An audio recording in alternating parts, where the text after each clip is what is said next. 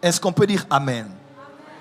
Alors déjà, vous devez savoir ceci. Il y a une différence entre l'évangéliste et le gagneur d'âme.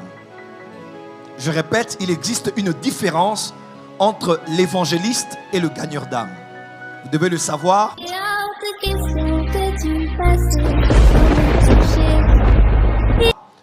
Tout chrétien est gagneur d'âme. Mais tout chrétien n'est pas évangéliste. Je répète, tout chrétien est gagneur d'âme. Mais tout chrétien n'est pas évangéliste. Ou bien forcément évangéliste. La Bible déclare dans Matthieu chapitre 28, dans Marc chapitre 16, les mêmes paroles du Seigneur reviennent. Allez, faites de toutes les nations des disciples. Baptisez-les au nom du Père, du Fils et du Saint-Esprit et enseignez-leur tout ce que je vous ai prescrit. Dans Marc, il est écrit, allez prêcher la bonne nouvelle à toute la création.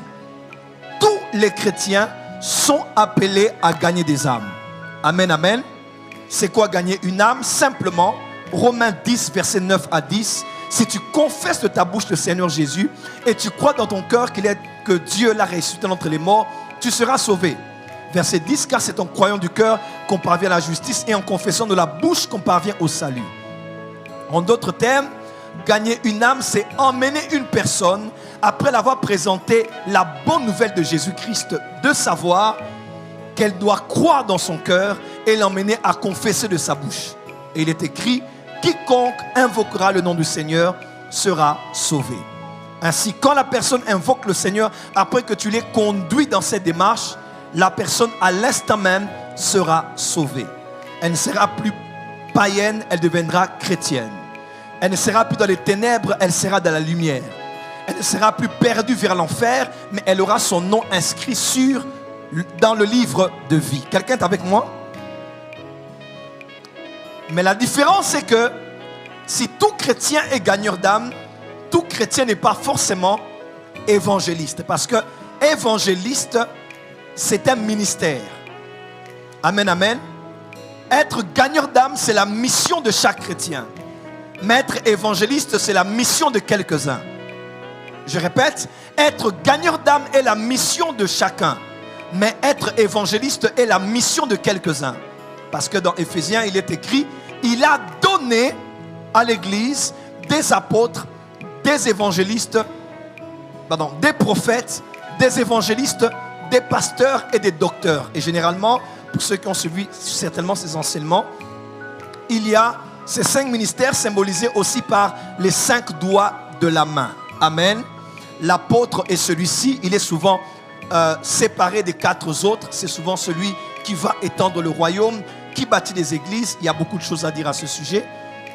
Ce doigt, c'est le doigt qui montre la direction ou qui pointe une personne ou qui pointe une direction. C'est souvent celui qui représente le ministère de prophète. Le plus long, c'est le ministère de l'évangéliste. C'est souvent celui que Dieu met en avant dans le mouvement du réveil et dans l'ouverture du royaume des cieux dans un certain secteur. Quatrièmement, c'est le ministère de pasteur. C'est là où on met l'alliance. Parce que autant que le Père est l'époux d'Israël, le Fils Jésus est l'époux de l'Église, le pasteur est l'époux de l'Église locale.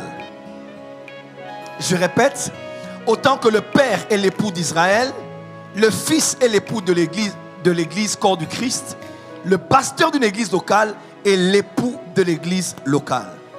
Et le dernier doigt, c'est le doigt du docteur, qui souvent peut aller dans nos oreilles et nous ouvrir la voie pour que nous entendions bien ce que Dieu est en train de dire à l'Église. Quelqu'un peut dire Amen très fort.